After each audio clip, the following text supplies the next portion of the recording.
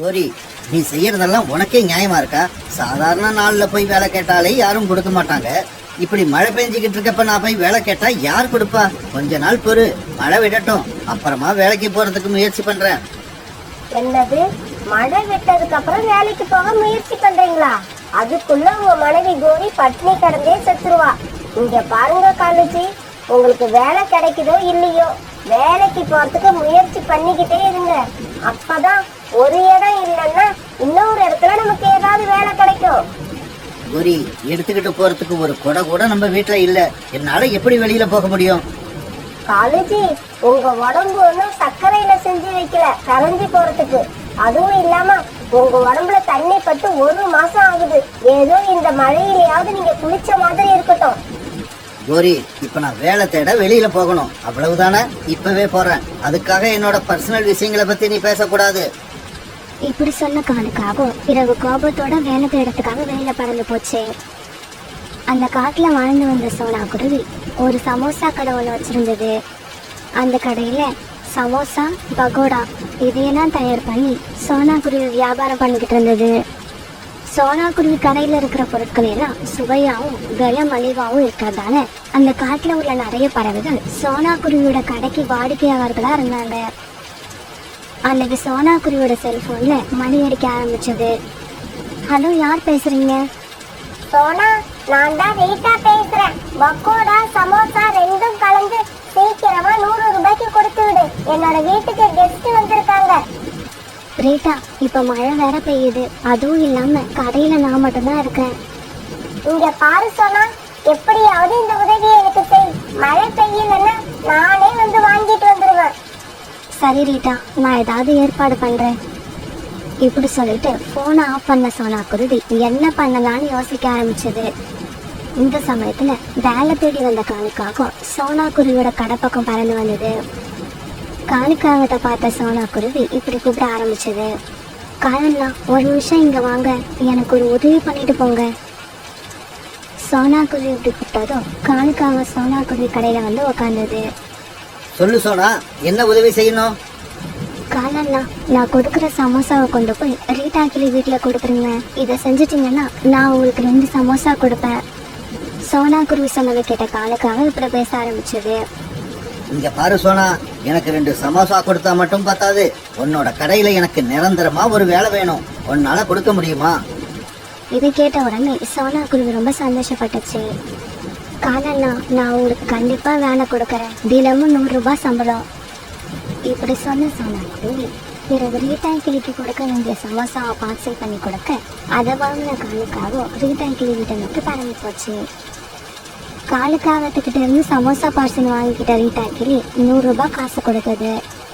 இந்தாங்க 100 ரூபாய், இதை கொண்டு போய் சோனா குருவி கிட்ட கொடுத்துருங்க. பிறகு காலுக்காக அன்னைக்கு பூரா இதே மாதிரி 4-5 பறவைங்களோட வீட்டுக்கு போய் சமோசா பார்சலை கொடுத்துட்டு வந்தது. பிறகு சாயங்காலமா சோனா குருவி கிட்ட இருந்து 100 ரூபாய் பணமும் 2 சமோசாவும் வாங்கிட்ட காலுக்காக சந்தோஷமா வீட்டுக்கு போச்சு. கோரி, எனக்கு வேலை கிடைச்சிருச்சு. இந்த 100 ரூபாய் சம்பளம், நாம சாப்பிட 2 சமோசா. பிறகு காலுக்காகவும் குருக்காகவும் அந்த சமோசாவை சந்தோஷமா சாப்பிட்டாங்க. பிறகு ராத்திரி ஆனதும் அப்படியே படுத்து தூங்க ஆரம்பிச்சாங்க. மறுநாள் பொழுது விடிஞ்சிச்சு. கோரி, எனக்கு சீக்கிரம் டிஃபன் எடுத்து வை, நான் வேலைக்கு கிளம்பணும். காலேஜி, உடம்பு ரொம்ப சோம்பலா இருக்கு. இன்னைக்கு நான் எதுவுமே செய்யல. அப்படின்னா என்ன பட்னியா வேலைக்கு போக சொல்றியா? உங்களை நான் பட்னியா வேலைக்கு போக சொல்லல, கொஞ்சம் புத்திசாலித்தனமா நடந்துக்குங்க. அப்படின்னா? காலேஜி, நீங்க பறவைகள் வீட்டுக்கு சமோசா எடுத்துக்கிட்டு போறப்ப பசி எடுத்தா 2 சமோசாவை எடுத்து சாப்பிடுங்க. 50-100 சமோசா வாங்குற பறவைகள் அதை என்னையா பார்க்க போறாங்க? கோரி, இது நல்ல ஐடியா தான். இருந்தாலும் எனக்கு என்னவோ கொஞ்சம் பயமா இருக்கு. இதுல பயப்பட ஒண்ணுமே இல்ல காலேஜி. நாளைக்கு பறவைங்க சோனா குருவி கிட்ட ரிப்போர்ட் பண்ணா கூட நீங்க எண்ணி போடுறப்ப குறைச்சலா எண்ணி போட்டிருப்பீங்கன்னு பேசி சமாளிக்கணும். உன்னோட ஐடியா எல்லாம் சூப்பரா தான் இருக்கு. இன்னைக்கே இதை செயல்படுத்த பாக்குறேன். இப்படி நினைச்சுக்கிட்டே போன காலுக்காகவும் புறா வீட்டுக்கு சமோசா எடுத்துட்டு போகும்போது வழியில ஒரு இடத்துல உட்காந்து அதுல இருந்து 2 சமோசாவை எடுத்து சாப்பிட ஆரம்பிச்சது. பிறகு அந்த பார்சலை கொண்டு போய் புறா வீட்டுல கொடுத்துட்டு அதுக்கு உண்டான பணத்தை வாங்கிச்சு.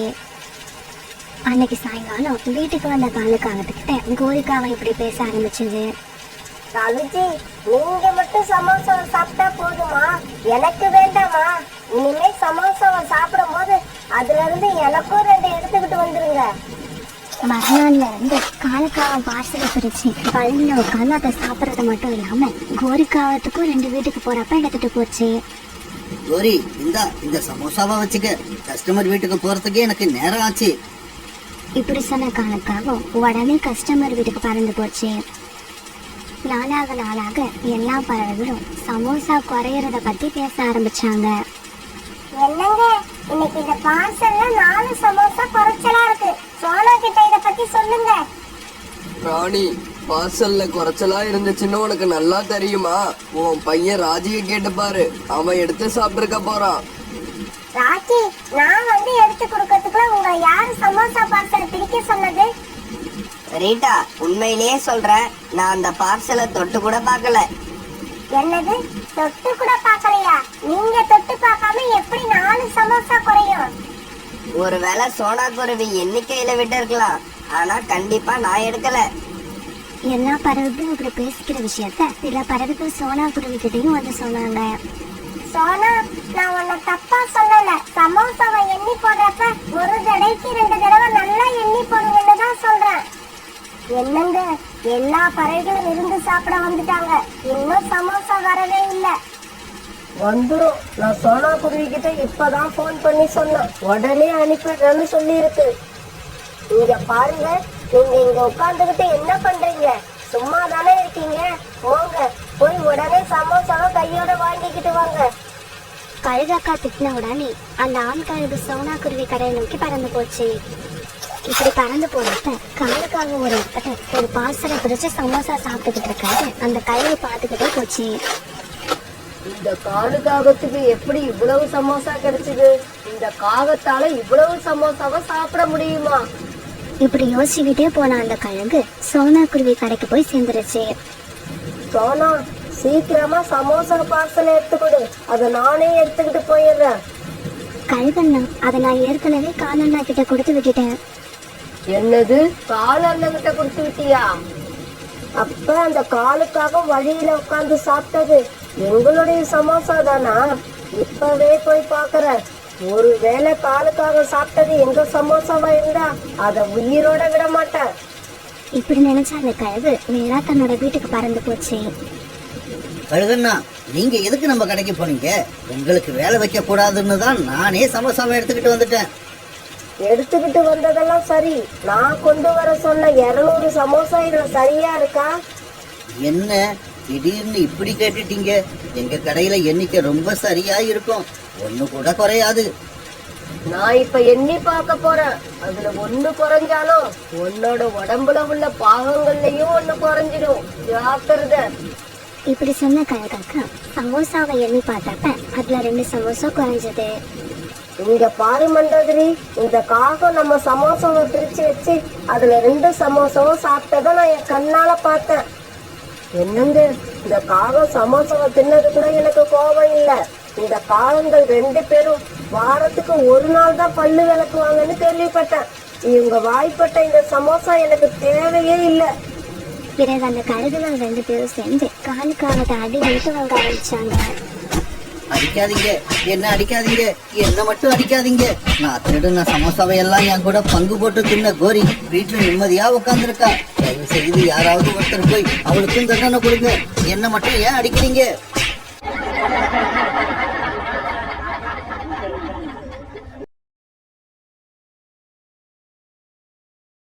மேற்கு தொடர்ச்சி மலையோட அடிவாரத்துல இருந்த ஒரு அடர்த்தியான காட்டுல 2 குருவிகள் வாழ்ந்து வந்தாங்க. ஆண் குருவியோட பேரு ராணா குருவி, பெண் குருவியோட பேரு சோனா. இவங்க 2 பேருக்கும் கல்யாணம் ஆகி கொஞ்ச நாள் தான் ஆயிருந்தது. கொஞ்ச நாள் கழிச்சு சோனா குருவி ஒரு முட்டையிட்ட நாள்ல இருந்து சோனா குருவிக்கு உடல்நிலை சரியில்லை. அதனால ராணா குருவி தன்னோட மனைவிய பறந்து டாக்டர் ஹாஸ்பிட்டலுக்கு அழைச்சிட்டு போச்சு. இங்க பாரு ராணா, உன் மனைவிக்கு உடம்பு ஏற்கனவே வீக்கா இருந்திருக்கு. இதுல இப்ப முட்டையிட்டதுக்கு அப்புறம் அவளோட உடம்பு ரொம்பவும் பலகீனமா போயிடுச்சு. நான் கொடுக்கற மாத்திரை மருந்து தவறாம கொடு. அப்புறம் 6 மாசத்துல இருந்து 1 வருஷம் வரைக்கும் சோனா எங்கேயும் போகாம எந்த வேலையும் பார்க்காம நல்லா ரெஸ்ட் எடுக்கணும். டாக்டர் இப்படி சொன்னதை கேட்ட உடனே ராணா மனசுல குழப்பம் வந்துருச்சு. நான் வீட்டு வேலைய பாப்பனா இல்ல வேலைக்கு போய் சம்பாரிச்சுக்கிட்டு வருவேனா? எனக்கு என்ன பண்றதுன்னே தெரியல. அந்த குழப்பத்தோடயே ராணா குருவி சோனா குருவி வீட்டுக்கு அழைச்சிட்டு வந்தது. கோரி, ராணாவோட வீடு ரொம்பவும் அழகா இருக்குல்ல? எனக்கும் இதே மாதிரி ஒரு வீடு கட்டணும்னு ரொம்ப நாளா ஆசை. எவ்வளவு அழகா வீடு கட்டி என்ன புண்ணியம்? ராணாவுக்கு வாழ்க்கையில நிம்மதி இல்ல. அப்படியா? ராணாவுக்கு என்ன ஆச்சு? காலுஜி, உங்களுக்கு விஷயமே தெரியாதா? சோனா குருவியோட உடம்புல கல்யாணத்துக்கு முன்னாடி இருந்தே ஏதோ நோய் இருக்குதாம். அது என்னமோ படுத்த படுக்கையில தான் இருக்கணும்னு டாக்டர் சொல்லிட்டாங்களாம். ராணா குருவிய பார்க்க அழகா இருக்கு, கை நிறைய சம்பாதிக்குது. இருந்தாலும் என்ன பண்றது, வாழ்க்கையில நிம்மதியே இல்ல. இவங்க எப்படி பேசிக்கிட்டு இருக்காப்ப அந்த பக்கமா ராணா குருவி வந்தது. ராணா, ராணா, ஒரு நிமிஷம் இங்க வா. உன்கிட்ட ஒரு முக்கியமான விஷயம் பேசணும். இங்க பாரு, நான் நேத்து தான் சோனா குருவி பத்தி எல்லா விஷயத்தையும் கேள்விப்பட்டேன். பாவம், நீ இப்பதான் கல்யாணம் பண்ணுன, அதுக்குள்ள உன்னோட வாழ்க்கையில சந்தோஷம் இல்லாம போயிடுச்சு. அப்படியெல்லாம் இல்ல. இன்னொரு 6 மாசம் போயிடுச்சுன்னா என் வாழ்க்கையில மறுபடி சந்தோஷம் வரும். ஐயோ ராணா, டாக்டர் சொல்றதையெல்லாம் நம்பாத. அவங்க ஒரு ஆறுதலுக்கு அப்படிதான் சொல்லுவாங்க. நான் சொல்றத கேளு.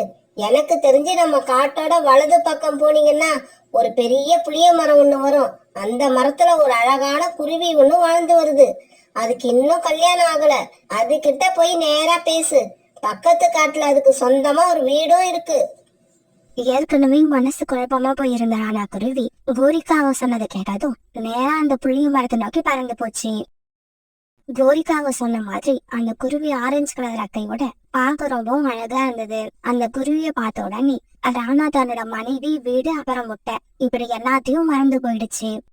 2 பேரும் கொஞ்ச நேரம் பேச ஆரம்பிச்சாங்க.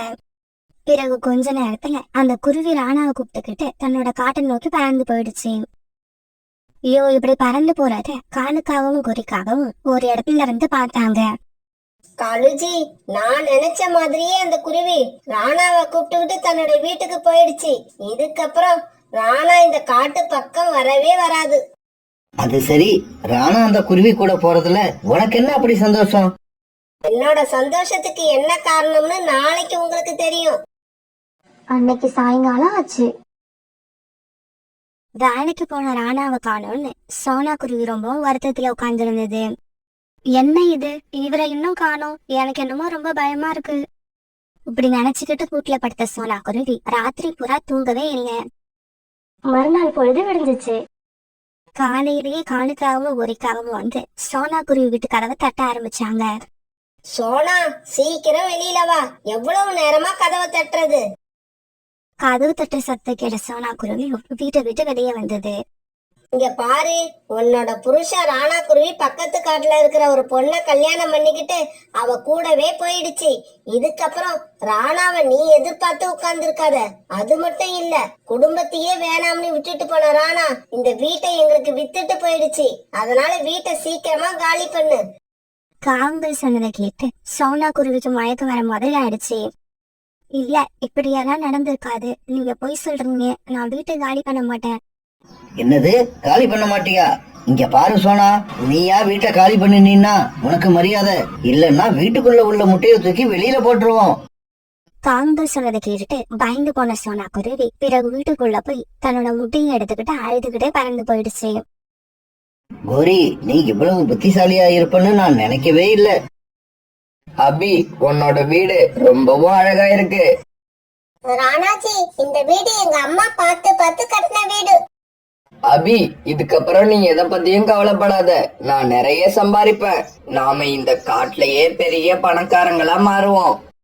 ராணாஜி, நீங்க இப்ப சோனாவை விட்டுட்டு ஏன் கூட வந்த மாதிரி என்னையே விட்டுட்டு போயிட மாட்டீங்கல்ல? என்ன இப்படி கேட்டுட்ட? சோனாவுக்கு நோய் வந்துடுச்சு. அதுவும் உடனே சரியா போகிற நோய் இல்ல. இதுக்கப்புறமும் சோனா கூட வாழ்ந்து என்னால எப்படி சந்தோஷமா இருக்க முடியும்? நான் என்னோட வேலைய பாப்பனா இல்ல சோனாவுக்கு வைத்தியம் பார்த்துக்கிட்டு இருப்பனா? ராணாஜி, நான் சும்மா விளையாட்டுக்கு தான் இப்படி கேட்டேன். இதுக்கப்புறம் சோனாவை பத்தியோ சோனாவோட முட்டைய பத்தியோ நான் எந்த கேள்வியும் கேட்க மாட்டேன். நீங்களும் அவங்கள பத்தி என்கிட்ட பேசாதீங்க. தன்னோட முட்டையை தூக்கிட்டு பறந்து போன சோனா குருவி ரொம்பவும் மூச்சு வாங்கினதால ஒரு இடத்துல உட்காந்து கொஞ்ச நேரம் ஓய்வு எடுத்தது. அப்ப பக்கத்துல தங்களுடைய வயல்ல புறாவும் ராணி புறாவும் வேலை பார்த்துக்கிட்டு இருந்தாங்க. சோனாவை பார்த்த ராணி புறா அங்க வந்தது. நீங்க யாரு? உங்க முகத்தை பார்த்தா ரொம்ப களைப்பா இருக்கிற மாதிரி இருக்கு. உடனே சோனா குருவி நடந்தது எல்லாத்தையும் அழுதுகிட்டு ராணி புறா கிட்ட சொல்லுச்சு. இவங்க பேசுறத பார்த்த புறாவும் அங்க வந்து சோனா குருவி சொன்ன கதை எல்லாத்தையும் கேட்டுச்சு. இங்க பாரு சோனா, நீ வேற எங்கேயும் போக வேண்டாம். எங்க வீட்டுக்கு பக்கத்திலேயே ஒரு சின்ன வீடு இருக்கு. நீ அங்கேயே தங்கிக்க. நீ அங்க தங்கிக்கிட்டு எங்களோட இந்த வயல்ல வேலை பாரு. புறா சொன்னதை ஏத்துக்கிட்ட சோனா குருவி பிறகு அந்த வீட்லயே வாழ ஆரம்பிச்சது. கொஞ்ச நாள்லயே சோனா குருவியோட முட்டையில இருந்து ஒரு அழகான பெண் குழந்தை வெடி வந்தது. ராணி, இங்க வந்து பாரு, என்னோட முட்டையில இருந்து ஒரு அழகான குழந்தை வெளி வந்திருக்கு. புறாவும் ராணி புறாவும் சோனாவையும் அந்த குழந்தையும் ரொம்ப நல்ல விதமா பாத்துக்கிட்டாங்க. போனா உங்களையும் ராணியையும் என்னால எப்பவுமே மறக்க முடியாது. நீங்க 2 பேரும் என்னையும் என் குழந்தையும் ரொம்ப நல்லா பாத்துக்கிறீங்க. சோனா, நாம மத்தவங்கள கவனிச்சாதான் கடவுள் நம்மள கவனிப்பாரு. இப்படியே சில நாட்கள் நகர்ந்துச்சு.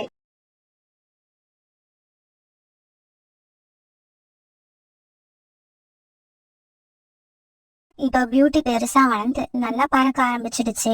தன்னோட பொண்ணு பறக்காத சோனா குருவி ரொம்ப சந்தோஷமா பாத்துக்கிட்டு இருந்தது. பியூட்டி, பறந்தது போதும், அம்மா கிட்ட வா. அம்மா அம்மா, இன்னும் கொஞ்ச நேரம் பறக்கறம்மா. எனக்கு பறக்கிறதுக்கு ரொம்ப ஜாலியா இருக்கு. நம்ம வாழ்க்கை எப்பவும் ஒரே மாதிரி இருக்காது. கஷ்டங்கள் வரும், இருந்தாலும் அது எப்பவும் இருக்காது. கொஞ்ச நாள்லயே அந்த கஷ்டம் சந்தோஷமா மாறும். அதே சமயம் சில பேரோட வாழ்க்கையில இப்படியும் நடக்கும். ஒரு நாள் மரம் வெட்டிக்கிட்டு இருக்கும் போது ராணா குருவி கையில இருந்து கோடாரி நழுவி அதோட கால்ல விழுந்து ஒரு கால் துண்டாயிடுச்சு.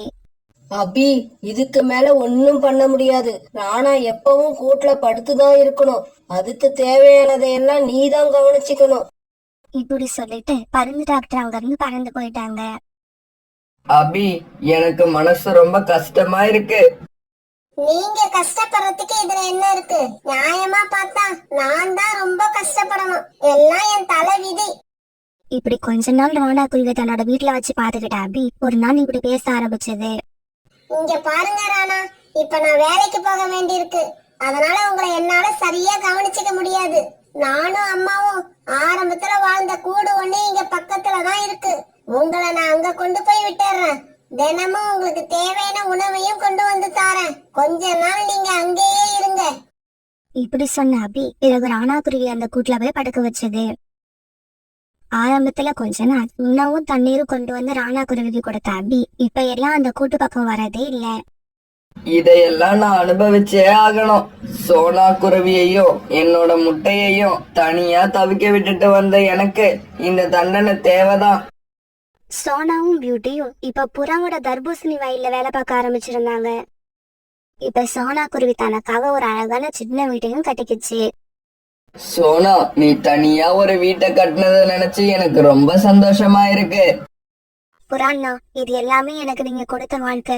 உங்களோட உதவி இல்லைன்னா என்னால எதுவுமே செஞ்சிருக்க முடியாது. ஒரு நாள் பியூட்டி பறந்து வந்துட்டு இருக்கும் போது ராணா குருவி அதை பார்த்துட்டு தான் பக்கத்துல கூப்பிட்டுச்சு. அங்கிள், சொல்லுங்க அங்கிள், எதுக்காக என்ன கூப்பிட்டீங்க? மகளே, எனக்கு ரொம்ப தாகமா இருக்கு. கொஞ்சம் தண்ணி கொண்டு வந்து கொடுக்கறியா? பியூட்டி கிட்டையும் இயற்கையாவே தன்னோட அம்மா மாதிரி எல்லாருக்கும் உதவி செய்யற குணம் இருந்தது. இதோ இப்பவே போய் எடுத்துக்கிட்டு வரேன் அங்கிள். இப்படி சொன்ன பியூட்டி பன்னீரை மட்டும் எடுத்துக்கிட்டு வரல, அது கூடவே கொஞ்சம் தானியங்களையும் கொண்டு வந்தது. அங்கிள், உங்களை பார்த்தா பசியில இருக்கிற மாதிரி இருக்கு. இந்த தானியங்களை சாப்பிட்டுட்டு அப்புறமா இந்த தண்ணீரை குடிங்க. மகளே, உன்னை பெத்தவங்க கொடுத்து வச்சவங்க. உனக்கு ரொம்பவும் நல்ல மனசு. பிறகு அந்த இடத்த விட்டு பறந்து தன்னோட வீட்டுக்கு போன பியூட்டி தன்னோட அம்மா கிட்ட நடந்ததை சொல்லுச்சு. பியூட்டி, நீ சொல்றதை கேட்கும் போது எனக்கு மனசு ரொம்ப சந்தோஷமா இருக்கு. நீ எப்பவுமே மத்தவங்களுக்கு உதவி செய்யற விஷயத்துல இதே மாதிரி நடந்துக்கணும். பிறகு அடிக்கடி பியூட்டி அந்த பக்கம் போற பேரு ராணா குருவிக்கு தண்ணீரும் உணவும் கொண்டு போய் கொடுக்க ஆரம்பிச்சது. பியூட்டி, இன்னைக்கு நானும் உன் கூட வரேன். நீ ரொம்ப நாளா உதவி செஞ்சிட்டு இருக்க அந்த அங்கிள எனக்கும் பார்க்கணும் போல இருக்கு. பிறகு தண்ணீரையும் தானியங்களையும் எடுத்துக்கிட்டு பியூட்டி போனப்ப கூடவே சோனா குருவியும் போச்சு. அன்னைக்கு ராணாக்குருவியோட உடல்நிலை ரொம்ப மோசமா இருந்தது. அங்கிள், உங்களை பார்க்க இன்னைக்கு எங்க அம்மாவும் வந்திருக்காங்க. சோனா நீயா? பியூட்டி நம்மளோட பொண்ணா? பியூட்டி, நீ இவருக்காகவா இத்தனை நாள் உணவும் தண்ணீரும் கொண்டு வந்து கொடுத்த? அம்மா, நீங்க ஏன் அழுவுறீங்க? இந்த அங்கிள் உங்களுக்கு ஏற்கனவே தெரியுமா? பியூட்டியோட அப்பா, நான் கஷ்டப்பட்டதை விட நீங்க ரொம்ப அதிகமா கஷ்டப்படுறீங்க. இதை என்னால பார்க்க முடியல. இப்ப சோனா குருவி ராணா குருவி 2 பேருமே கண்ணீரை அடக்க முடியாம அழுதுகிட்டே இருந்தாங்க. மகளே, உனக்கு நான் அங்கிள் இல்ல, நான் உன்னோட அப்பா. உங்க அம்மா கிட்ட பேசுற தகுதி எனக்கு இல்ல. உங்க அம்மா கிட்ட சொல்லி என்ன மன்னிக்க சொல்லு, இல்லன்னா என்னோட ஆத்மா சாந்தி அடையாது. இப்படி சொன்ன ராணா குருவி தன்னோட கண்ணை நிரந்தரமா மூடிக்கிச்சு.